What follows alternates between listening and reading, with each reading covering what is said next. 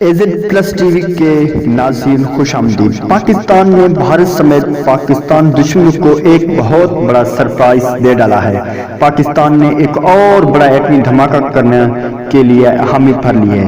اس خبر نے بھارت پر بجلیاں گرا دی۔ عالمی دنیا بھی پاکستان کے ساتھ اس کارنامے پر حیران رہ گئی۔ پاکستانی فوج اور حکومت نے پاکستان دشمنوں کے لیے کیا کچھ پلان کر رکھا تھا، اور میزائل ٹیکنالوجی میں پاکستان کی صلاحیت کسی قدر بڑھ چکی ہے۔ یہ وہ سوالات ہیں جن کے جواب جاننے کے لیے بھارتی شرپسند ہندو قوم بے تاب نظر آتی ہے۔ پاکستان نے ہمیشہ ایٹمی ٹیکنالوجی میں ایسے شاہکار تخلیق کیے کہ دنیا دنگ رہ گئی۔ پاکستان کے غیرت مند سپوتوں نے کم اخراجات میں دشمنان وطن جو کہ طاقتور تھے ان کو زیر کر دیا۔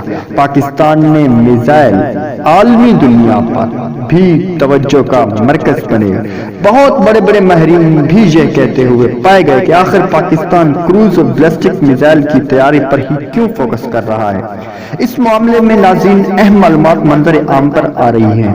دراصل پاکستان شارٹ رینج اور کروز بیلسٹک میزائل کے بارے میں تجربے کرنے جا رہا ہے۔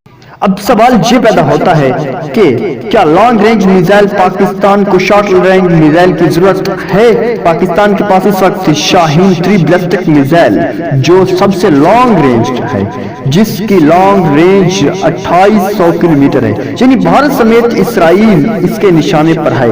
اندرونی خبر کے مطابق آپ کو بتائیں ناظرین، پاکستان اس وقت شارٹ رینج کروز پر پورا فوکس کر رہا ہے، جبکہ انڈین آرمی ایئر ڈیفنس پر اپنے توجہ کو مرکوز کیا ہوا ہے۔ یاد رہے کہ بیلسٹک میزائل سے تحفظ فراہم کرنے والے air defence system cruise missile کو انٹرسیپٹر کے جدید ترین سسٹم استعمال کیا جاتا ہے، اور اس کے لیے جدید سسٹم ڈیزائن کیے جاتے ہیں۔ یہی وجہ ہے کہ Pakistan short range cruise missile technology بڑھا کر اس میں گراں قدر کامیابی حاصل کر رہا ہے۔ ناظرین آپ کو بتائیں گے کہ پاکستان نے کئی میزائل ٹیسٹ کیے۔ دوستو یہاں پر 2200 کلومیٹر رینج والا ابابیل میزائل بھی ہمیں نہیں بھولنا چاہیے، جو کہ اس وقت خطے کا MIR ٹیکنالوجی سے لیس ہے میزائل ہے، جو صرف پاکستان کے پاس موجود ہے۔ یہ انڈیا کے چھوٹے چھوٹے ڈیفنس سسٹم تو دور، یہ تو S-400 روس کے لیے بھی ایک بڑا چیلنج ہے۔ ابابیل کے بارے میں خبر پہ آئی ہے کہ پاکستان ابابیل 1 نامی شاہکار کا تجربہ کرنے جا رہا ہے۔ ناظرین جس کا انڈیا پاکستان کے وزیر خارجہ شاہ محمود قریشی نے قبول دیا تھا، لیکن اب کورونا کی وجہ سے اس کو ڈیلے کیا گیا تھا۔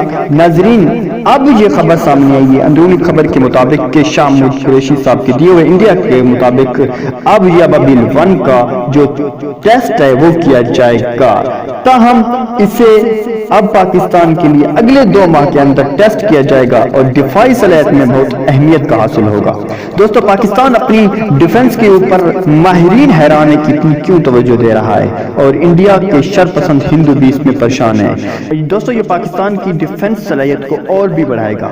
اپنی رائے کا اظہار ضرور کیجئے۔ ملتے ہیں اگلی ویڈیو تک، اللہ نگہبان۔